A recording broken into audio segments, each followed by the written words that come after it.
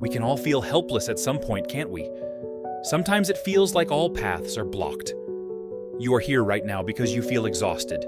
You are going through difficulties, and you have lost faith in receiving help from others. Not being able to get help from anyone during these difficult times in life really makes you feel lonely. It is quite frustrating when no one is by your side at the moment you need help the most and trust the most. I have to tell you this. Why do you expect help from people?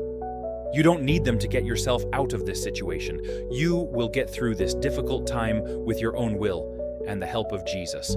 So, how does Jesus help people in their most difficult moments? How will you receive this help? Jesus does not expect anything in return like people do. He always helps those in difficult situations. He is aware of the difficult situation you are in. There are responsibilities you need to take on for the help that will come from Jesus' compassionate hands. Don't worry, you might not know these things. I will explain to you in detail all the steps necessary for your help to be realized. Receiving help is not just an emotional need, but a way to gain spiritual strength and be aware that Jesus is always with us. Let's understand step by step what we can do for Jesus' help. Belief is the first and most important step in receiving help. Believing is the first step. You really must believe in Jesus. During the period of overcoming the challenges, you will start by believing. While you struggle, He will clear the evils and obstacles from your path. He will create clean and easily traversable paths for you. If you experience a lack of faith at this point, you might not see the hand that Jesus extends to you. You won't be able to understand the things He has done for you. If you truly believe with all your soul and body, miracles will begin to happen for you, and it will be easier for you to escape from these difficult situations.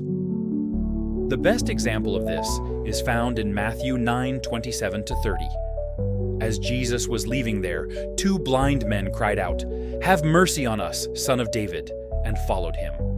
When Jesus entered the house, the blind men came to Him. He asked them, "Do you believe that I am able to do this?" The blind men said, "We believe, Lord." Then Jesus touched the eyes of the blind men and said, "According to your faith, let it be done." And the men's eyes were opened. Jesus strictly warned them, saying, "Make sure no one knows about this. We cannot know the timing of the help. This increasingly worries us. There is something you don't know. Sometimes Jesus delays help because He waits for your soul and thoughts to mature. He wants you to find your true self during your period of dealing with difficulties. You should never lose hope and understand that this is an opportunity presented to you. Jesus will definitely help you sooner or later. There is a time He is waiting for. Help will reach you when you complete your spiritual maturation process. In this regard, the story of a woman in Matthew 15:21-28 teaches us a lot. A Canaanite woman cried out, "Lord, Son of David, have mercy on me. My daughter is being severely tormented by demons," she shouted, following Him. But Jesus did not answer a word. The disciples came to Him and said, "Send her away, for she keeps crying out after us." Jesus said to them, "I was sent only to the lost sheep of Israel." But the woman knelt down and cried out, "Lord, help me." Then Jesus said to her, "It is not right to take the children's bread and toss it to the dogs." The woman said, "Yes, but the dogs eat the crumbs that fall from their master's table." Jesus said to her, "Woman, you have great faith. Be it done for you as you wish," He said. At that moment, the woman's daughter was healed. At first, Jesus had rejected this woman's request for help, but He was impressed by her faith and patience and did not turn down her request. And you, at this point, will never give up and will be patient. Jesus will extend a helping hand to you in return for your patience. Trust in God's plan. No matter what, even if you have faced difficulties and still do, there are surely good things for you in this. You cannot know what the thing you desire will actually bring you. Jesus also unconditionally accepted God's plan, because He knows that He cannot question it, and that there is a purpose in all plans. In this regard, what Jesus said while praying in the Garden of Gethsemane in Matthew 26:39 is very instructive. Then Jesus went a little further and fell on his face, praying, "Father, if it is possible, let this cup pass from me. But still, not as I will, but as you will," he said. Jesus also accepted God's plan without question, because sometimes what we want is not as good as what God has planned.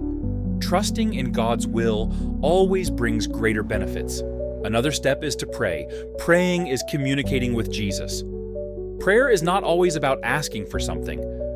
Prayer is opening our hearts to Jesus. You should sincerely talk about your situation.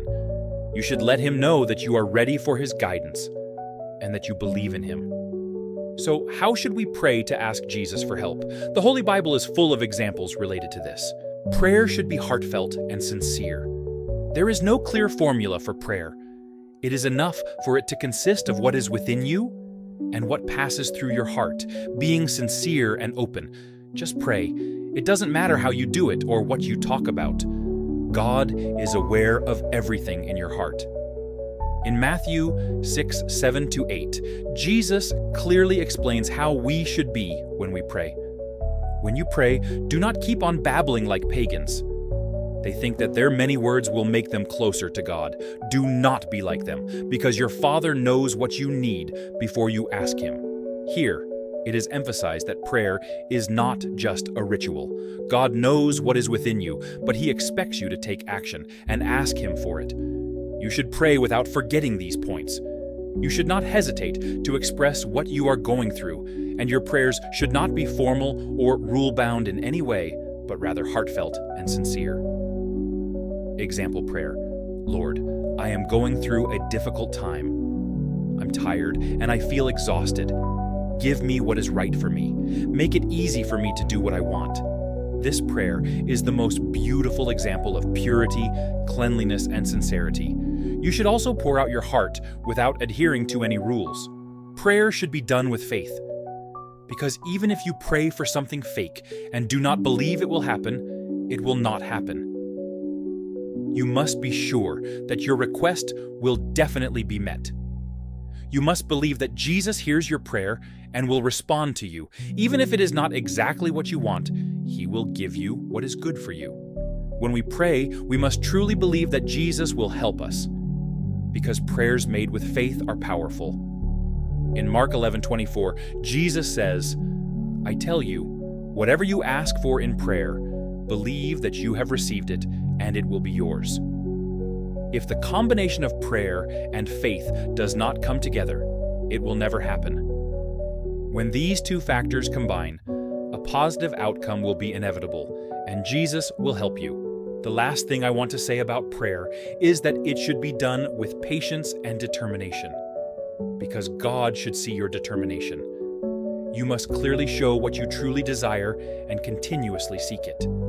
Prayers may not be answered immediately because there is a right time, a right moment, and a right place. In Luke 18:1-8, Jesus tells the story of the persistent widow, illustrating the importance of praying with patience. According to the story, a widow constantly knocks on a judge's door and asks for justice. The judge initially does not pay attention to her, but the woman persistently and patiently continues with her request. Finally, the judge grants the woman's request.